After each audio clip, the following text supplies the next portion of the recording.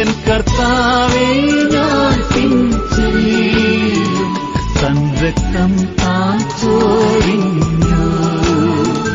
ലോകമെന്നെ കൈവിട്ടാലും കൃപയാൽ ഞാൻ പിൻചെല്ലും.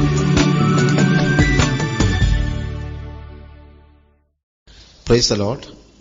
മനുഷ്യനെക്കുറിച്ചുള്ള ദൈവത്തിന്റെ പദ്ധതി, God's mission about man, for man, മനുഷ്യന് വേണ്ടിയുള്ള ദൈവത്തിന്റെ പദ്ധതി, അല്ലെങ്കിൽ ദൈവം എന്ത് പ്ലാൻ ചെയ്തു, അതിനെക്കുറിച്ചാണ് നമ്മൾ പഠിച്ചുകൊണ്ടിരിക്കുന്നത്.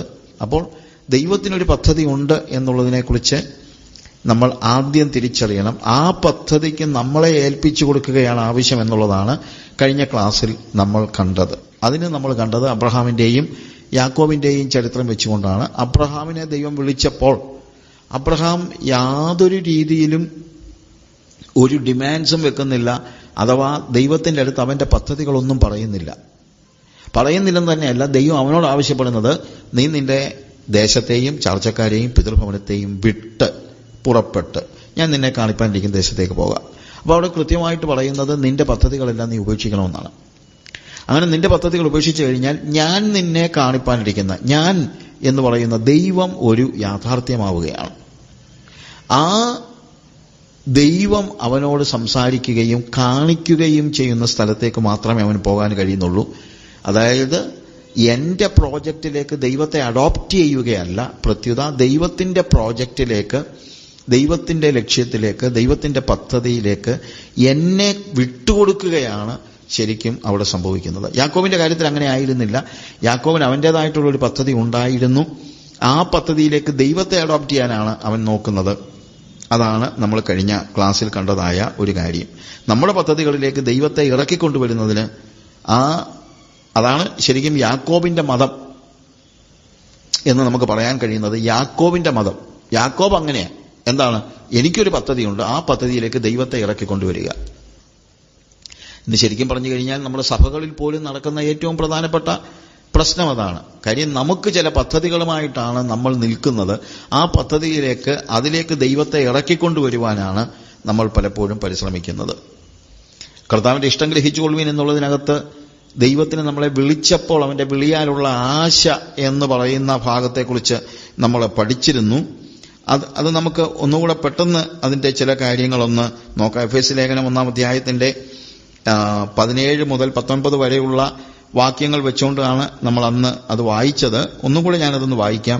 അവിടെ കാണുന്നത്, നിങ്ങളെ ഓർത്തും കൊണ്ട് നമ്മുടെ കർത്താവായ യേശുക്രിസ്തുവിന്റെ ദൈവവും മഹത്വമുള്ള പിതാവുമായവൻ നിങ്ങൾക്ക് തന്നെക്കുറിച്ചുള്ള പരിജ്ഞാനത്തിൽ ജ്ഞാനത്തിന്റെയും വെളിപ്പാടിന്റെയും ആത്മാവിനെ തരേണ്ടതിനും നിങ്ങളുടെ ഹൃദയദൃഷ്ടി പ്രകാശിച്ചിട്ട് അവന്റെ വിളിയാലുള്ള ആശ ഇന്നതെന്നും വിശുദ്ധന്മാരിൽ അവന്റെ അവകാശത്തിന്റെ മഹിമാതനം ഇന്നതെന്നും അവന്റെ ബലത്തിൻ വല്ലഭത്വത്താൽ വ്യാപാരത്താൽ വിശ്വസിക്കുന്ന നമുക്ക് വേണ്ടി വ്യാപരിക്കുന്ന തന്റെ ശക്തിയുടെ അളവറ്റ വലിപ്പം ഇന്നതെന്നും നിങ്ങൾ അറിയേണ്ടതിനും പ്രാർത്ഥിക്കുന്നു.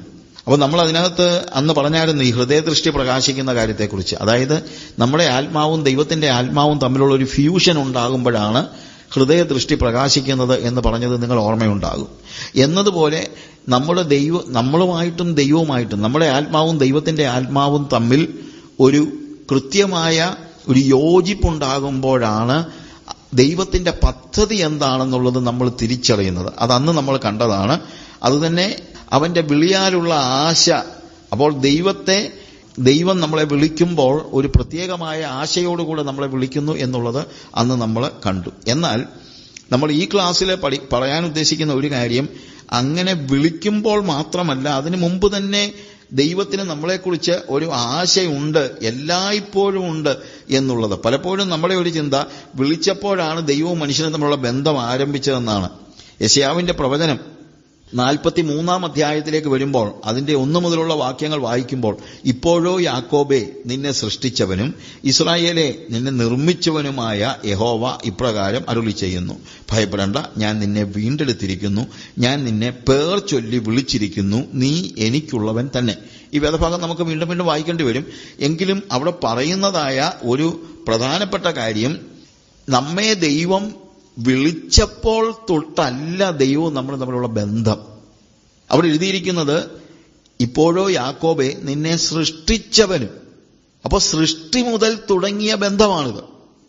സൃഷ്ടിച്ചവനും നിന്നെ നിർമ്മിച്ചവനും, ഫോംഡ് എന്ന് പറയുമ്പോൾ നിന്നെ സൃഷ്ടിച്ച് നടത്തിയ, നിന്നെ ഫോം ചെയ്ത, നിന്നെ നീയാക്കിയ ആ ദൈവവുമായിട്ട് നമ്മുടെ ബന്ധം എന്ന് തന്നെയല്ല, അങ്ങനെ നിന്നെ സൃഷ്ടിച്ച് നിന്നെ ഫോം ചെയ്ത ദൈവം എന്ത് ചെയ്തു?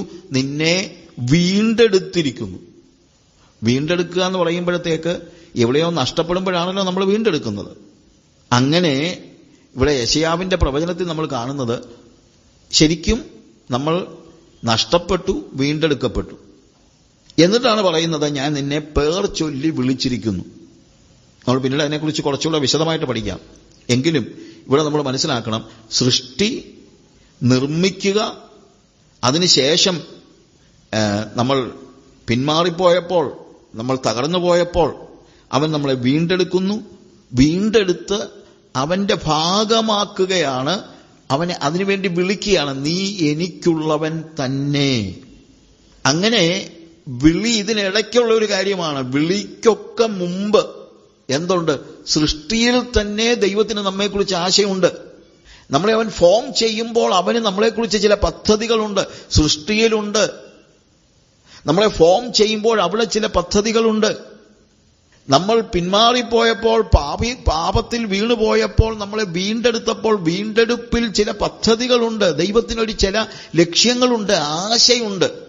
വിളിയാലുള്ള ആശയെക്കുറിച്ച് നമ്മൾ അന്നത്തെ ബൈബിൾ ക്ലാസ്സിൽ നമ്മൾ കേട്ടതാണ്. വിളിയാലുള്ള ആശ, വിളിക്കുമ്പോൾ ആശയുണ്ട്. പക്ഷേ വിളിക്കുമ്പോൾ മാത്രമല്ല, അതിനു മുമ്പ് തന്നെ നമ്മളെക്കുറിച്ച്, നമ്മുടെ സൃഷ്ടിയുടെ സമയം മുതൽ നമ്മളെക്കുറിച്ച് ചില പ്രതീക്ഷകളുണ്ട്. ചില പ്രതീക്ഷകളല്ല, ചില ലക്ഷ്യങ്ങളുണ്ട്. There is a mission. മനുഷ്യന് വേണ്ടി ദൈവം ഒരുക്കിയിരിക്കുന്നതായ ഒരു മിഷൻ ഉണ്ട് എന്ന് നമ്മൾ മനസ്സിലാക്കണം. ദൈവത്തിന് നമ്മളെക്കുറിച്ച്, എല്ലാ മനുഷ്യരെക്കുറിച്ചും ഒരു സ്വപ്നമുണ്ട്. എല്ലാ മനുഷ്യരെക്കുറിച്ചും ഉണ്ട് എന്നാണ് നമുക്ക് മനസ്സിലാക്കാൻ പറ്റുന്നത്. അതുകൊണ്ടാണ് പറഞ്ഞത്, ദൈവത്തിന്റെ സ്വപ്നമാണ് പ്രധാനം, അല്ലാതെ നമുക്ക് നമ്മെക്കുറിച്ചുള്ള സ്വപ്നമല്ല. ദൈവത്തിന് നമ്മെക്കുറിച്ചുള്ള സ്വപ്നമാണ് നമുക്ക് ആവശ്യം. ശരിക്കും പറഞ്ഞു കഴിഞ്ഞാൽ, ഞാൻ അന്നും പറഞ്ഞതാണ്, നമുക്ക് ശരിക്കും സ്വപ്നം കാണാനുള്ള കപ്പാസിറ്റി പോലും ഇല്ല. ഇനി നമുക്ക് എത്രയും കപ്പാസിറ്റി ഉണ്ട്. നമ്മൾ സ്വപ്നം കണ്ടാൽ എത്ര സ്വപ്നം കാണാൻ പറ്റും? നമ്മളൊരു കുഞ്ഞ് അവനെക്കുറിച്ച് സ്വപ്നങ്ങൾ കാണുന്നില്ല. ഞാനെന്ന് പറഞ്ഞ ഒരു ഉദാഹരണമുണ്ട്. കുഞ്ഞ് സ്കൂളിൽ അവനെ ചേർത്ത് കഴിഞ്ഞാൽ, സ്കൂളിൽ കൊണ്ടുപോയി ചേർത്ത് തിരിച്ചു വരുന്നത് കരഞ്ഞോണ്ടായിരിക്കും. അവൻ പറയുന്നത്, എനിക്കിനി സ്കൂളിൽ പോകണ്ടെന്നാ. പിന്നെ അപ്പൻ എന്താ പറയുന്നത്? മോനെ, നീ സ്കൂളിൽ പോകണം. കാര്യം, പപ്പായ്ക്ക് നിന്നെക്കുറിച്ചൊരു സ്വപ്നമുണ്ട്. അപ്പോൾ സ്വപ്നം കാണാൻ കൊച്ചിന് വലിയ കപ്പാസിറ്റി ഒന്നുമില്ല. പക്ഷെ പപ്പായ്ക്കൊരു സ്വപ്നമുണ്ട്. കൊച്ചു പറയാന്ന് വെച്ചു, എനിക്കും കൊണ്ടൊരു സ്വപ്നം. എന്തോ അവിടെ സ്വപ്നം? എനിക്ക് കളിക്കണം, പ്ലേ ഗ്രൗണ്ട്. കൊച്ചിന്റെ കപ്പാസിറ്റി അത്രയൊക്കെ ഉള്ളൂ. എന്നാൽ അപ്പന് കുഞ്ഞുങ്ങളെക്കുറിച്ചാണ് സ്വപ്നം. ആ സ്വപ്നത്തിന്റെ പൂർത്തീകരണത്തിനായി കുഞ്ഞുങ്ങളെ നമ്മൾ വളർത്തുന്നു. കുറെ കാലം കഴിയുമ്പോൾ ഈ അപ്പന്റെ സ്വപ്നം എന്താണെന്ന് മനസ്സിലാക്കാൻ കൊച്ചിന് പ്രായമാകുമ്പോൾ ആ സ്വപ്നം കൊച്ചിന്റെയും കൂടെ സ്വപ്നമാകും. അതൊരു വളർച്ചയാണ്. ആ വളർച്ചയുടെ ഘട്ടത്തിൽ എത്തുന്നതിന് മുമ്പ് നമ്മൾ മനസ്സിലാക്കണം, എന്റെ സ്വപ്നമല്ല പ്രധാനം, പകരം എന്നെക്കുറിച്ച് ദൈവത്തിനുള്ള സ്വപ്നം എന്നുള്ളതാണ് ഏറ്റവും പ്രാധാന്യമർഹിക്കുന്നതായ കാര്യം. എന്നാൽ ഈ സ്വപ്നത്തിന്റെ പൂർത്തീകരണത്തിന് വേണ്ടി നമ്മളെ ദൈവം അങ്ങ് പറയുകയല്ല, എനിക്ക് നിന്നെക്കുറിച്ചൊരു സ്വപ്നമുണ്ട്, അത് നീ നിർവഹിക്കണമെന്ന് നേരിട്ടങ്ങ് അങ്ങനെ പറഞ്ഞങ്ങ് വിടുകയല്ല. എഫെസ്യ ലേഖനത്തിൽ നമ്മൾ വായിക്കുമ്പോൾ അതിന്റെ 18 മുതലുള്ള വാക്യങ്ങളിൽ അവന്റെ വിളിയാലുള്ള ആശ ഇന്നതെന്നും വിശുദ്ധന്മാരിൽ അവന്റെ അവകാശത്തിന്റെ മഹിമാധനം ഇന്നതെന്നും അവന്റെ ബലത്തിൻ വല്ലഭത്വത്തിന്റെ വ്യാപാരത്താൽ വിശ്വസിക്കുന്ന നമുക്ക് വേണ്ടി വ്യാപരിക്കുന്ന അവന്റെ ശക്തിയുടെ അളവറ്റ വലിപ്പം ഇന്നതെന്നും നിങ്ങൾ അറിയേണ്ടതിനും പ്രാർത്ഥിക്കുന്നു. അപ്പൊ അവിടുത്തെ പ്രത്യേകത എന്താണ്? നമ്മുടെ മേലൊരു സ്വപ്നം അടിച്ചേൽപ്പിച്ചിട്ട് ഇത് നിർവഹിച്ചുകൊണ്ട് വരണമെന്ന് പറയുന്ന ഒരു കാര്യം അത് മാത്രമല്ല, അതിനാവശ്യമായ റിസോഴ്സസും ദൈവം നമുക്ക് തരുന്നുണ്ട്. അബ്രഹാമിനോട് ദൈവം പറയുകയല്ല, നിന്നെക്കുറിച്ച് ഞാൻ ഉദ്ദേശിക്കുന്നത് കനാനാണ്, അതുകൊണ്ട് പൊക്കോ കനാനിലേക്ക് എന്ന് പറഞ്ഞു വിടുകയല്ല. ഞാൻ നിന്നെ കാണിപ്പാനിരിക്കുന്ന അവൻ കൂടെ വരും. ഇത് സാധാരണ കമ്പനികളിലോ ഒന്നും നമ്മൾ കാണാത്ത ഒരു കാര്യമാണ്. ഒരു പ്രോജക്റ്റ് നമ്മളെ ഫലമേൽപ്പിച്ചു കഴിഞ്ഞാൽ ആ പ്രോജക്റ്റ് നിർവഹിക്കുക എന്ന് പറയുന്നത് ഒരു ജോലി ചെയ്യുന്ന ആളിന്റെ ചുമതലയാണ്. അതിന്റെ റിസോഴ്സസിനെ കുറിച്ച് ഈ പറയുന്ന രീതിയിലുള്ള വലിയ കൂടെ നടന്ന് നമ്മളെ റിസോഴ്സ് കാര്യങ്ങളെ ഏൽപ്പിച്ച ആൾ നമ്മൾ കൂടെ നടന്ന് ഇതൊക്കെ ചെയ്തു തരത്തൊന്നുമില്ല. ചിലവ് പറയും റിസോഴ്സ് നീ കണ്ടുപിടിച്ചോണം, അല്ലെങ്കിൽ ഇന്നടത്ത് റിസോഴ്സസ് ഉണ്ട് നീ എടുത്തോ എന്നൊക്കെ ചിലപ്പോൾ പറയുമായിരിക്കും. എന്നാൽ ഇവിടെ പറയുന്നത് നമ്മളെ ദൈവം വിളിച്ചപ്പോൾ ആ വിളിയുടെ നിർവഹണത്തിന് ആവശ്യമായ റിസോഴ്സസ്, അവിടെ പറഞ്ഞിരിക്കുന്ന വാക്ക് ആ റിസോഴ്സസിനെ കുറിച്ച് പറയുന്നത് the riches of his glorious inheritance in the saints എന്നാണ്. വിശുദ്ധന്മാരിൽ അവന്റെ അവകാശത്തിന്റെ മഹിമാധനം ഇന്നതെന്ന്. അപ്പോൾ ദൈവം നമ്മളെക്കുറിച്ചൊരു സ്വപ്നം ദൈവത്തിനുണ്ടെങ്കിൽ ആ സ്വപ്നം നിർവഹിക്കാനുള്ള എല്ലാ റിസോഴ്സസും പൈതൃക അവകാശമായി നമുക്ക് ഓൾറെഡി തന്നിരിക്കുകയാണ്. ഇടയ്ക്കിടയ്ക്കല്ല, ഓൾറെഡി നമുക്ക് തന്നിട്ടുണ്ട്. The riches of his glorious inheritance in the saints. നമ്മുടെ മേലുള്ള ദൈവം നമ്മളെ വിളിച്ചപ്പോൾ, ദൈവം നമ്മളെ മക്കളായിട്ടാണ് വിളിച്ചത്. കുറച്ചുകൂടെ കഴിയുമ്പോൾ നമുക്ക് മനസ്സിലാകുന്നൊരു കാര്യമുണ്ട്. ദൈവം വിളിച്ചപ്പോൾ മാത്രമല്ല, ദൈവം സൃഷ്ടിച്ചത് തന്നെ ദൈവത്തിന്റെ മക്കളായിട്ടാണ്. അങ്ങനെ മക്കളായി ദൈവം നമ്മെ സൃഷ്ടിച്ച്, നമ്മൾ പുത്രത്വം കളഞ്ഞ ചോടിപ്പോയി, പക്ഷെ തിരിച്ച് ആ പുത്രത്വത്തിലേക്ക് കൊണ്ടുവരുന്നതിനാണ് വീണ്ടെടുപ്പ്. അതൊക്കെ നമുക്ക് പഠിക്കാം. അങ്ങനെ പുത്രത്വത്തിലേക്ക് വരുമ്പോൾ നമ്മൾ മക്കളാണ്. ആ മക്കൾക്ക് ഒരു പിതൃ അവകാശം, ഒരു ഇൻഹെറിറ്റൻസ് ഉണ്ടെന്നാണ് നമ്മൾ കാണുന്നത്. എല്ലാ റിസോഴ്സസും ദൈവത്തിന് നമ്മുടെ മേലുള്ള സകല പ്രോജക്ട്സിനും ആവശ്യമായ റിസോഴ്സസ് നമുക്ക് ഓൾറെഡി ഉണ്ട്. അപ്പൊ ദൈവത്തിന് എന്നെക്കുറിച്ച് ഒരു സ്വപ്നമുണ്ടെന്ന് മാത്രമല്ല, എനിക്കായി ഒരു പദ്ധതിയുണ്ട്. ആ പദ്ധതിയുടെ നിർവഹണത്തിനായി ആവശ്യമുള്ള എല്ലാ റിസോഴ്സസും എന്റെ പിതൃസ്വത്തായി അവിടുന്ന് എനിക്ക് നൽകിയിരിക്കുന്നു. It is my inheritance.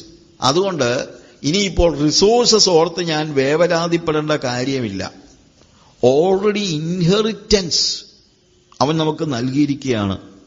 ഞാന് അവിടെയും ഇവിടെയും ഇത് റിസോഴ്സ് കണ്ടെത്താനായിട്ട് ദൈവം പറയുകയല്ല. നമുക്ക് എടുക്കാൻ വയ്യാത്ത ഒരു ചുമട് നമ്മൾ തലയെ വെച്ച് തന്നിട്ട് കൊണ്ട നടക്കടാ എന്ന് പറയുന്ന ഒരു ദൈവമല്ല നമ്മുടെ ദൈവം. അത് നമ്മൾ മനസ്സിലാക്കണം.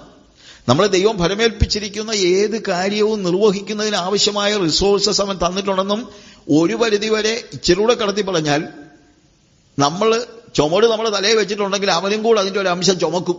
അല്ലെങ്കിൽ അവനത് ചുമക്കാനുള്ള ശക്തി നമുക്ക് തരുവാൻ തന്നെയല്ല, അവനും കൂടെ അതിൽ ഭാഗഭാക്കാകുന്നതാണ് നമ്മൾ മനസ്സിലാക്കുന്നത്. നിങ്ങൾ വീണ്ടും ജനിച്ച വ്യക്തിയാണെങ്കിൽ, നിങ്ങൾ ദൈവത്തിന്റെ പൈതലാണെങ്കിൽ, ആ ജനനത്തിൽ തന്നെ ഇത് ഇൻഹെറിറ്റൻസ് ആയിട്ട് നമുക്ക് നൽകിയിട്ടുണ്ടെന്ന് വേദോസം പഠിപ്പിക്കുന്നത്.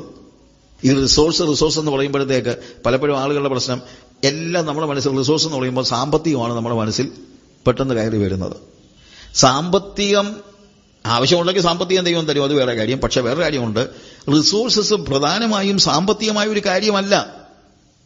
കാരണം ദൈവത്തിന്റെ മിഷൻ എന്താണ്? നമ്മളെക്കുറിച്ചുള്ള മിഷൻ എന്താണ്? ദൈവം നമ്മളെ സൃഷ്ടിച്ചപ്പോൾ, സൃഷ്ടി എന്ന നിലയിൽ ദൈവം നമ്മളെ വിളിച്ചപ്പോൾ, അവന്റെ മക്കളെന്ന നിലയിൽ അവന്റെ മനസ്സിന്റെ സ്വപ്നം എന്താണ്? നമ്മൾ എന്തെങ്കിലും കെട്ടിടം പണിയണമെന്നോ വീട് പണിയണമെന്നോ, അതിനപ്പുറത്ത് ഇനി കുറച്ചുകൂടെ കൂട്ടിപ്പറഞ്ഞാൽ ഒരു മിനിസ്ട്രി പണിയണമെന്നോ, ഇതൊന്നുമല്ല ദൈവത്തിന്റെ ആത്യന്തികമായ സ്വപ്നം.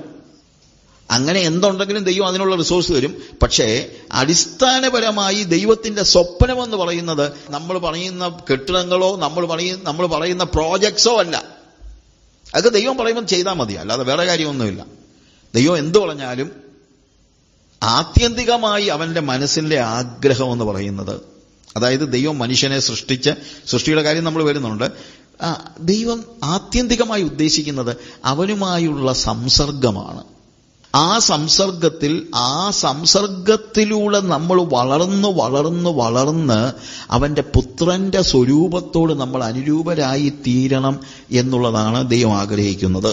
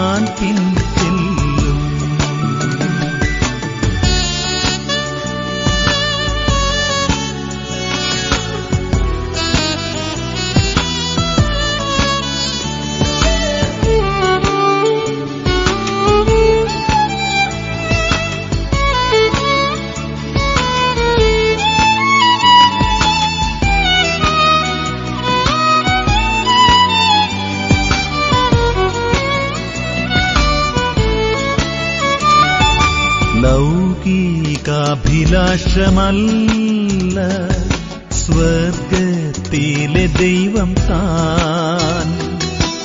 എന്റെ ദിവ്യ പങ്കെന്നേക്കും ഞാൻ മഹാസൗഭാഗ്യവാൻ.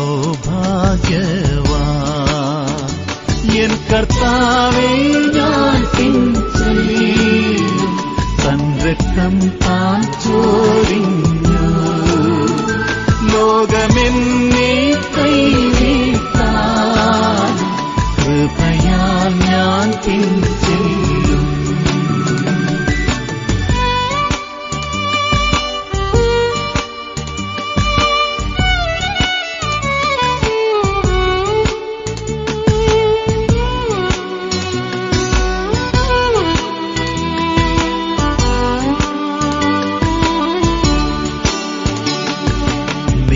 പ്രസാദമെൻ പ്രമോദം, നിൻ പ്രകാശം ജീവനാ. നീതാനെന്റെ ഏകനാക്കും, നീയെല്ലാത്തിലുമെല്ലാം. എൻ കർത്താവേ ഞാൻ പിൻചെല്ലും, തൻ രക്തം താൻ ചൊരിഞ്ഞു. ലോകമെന്നെ കൈവിട്ടാൽ കൃപയാൽ ഞാൻ പിൻചെല്ലും.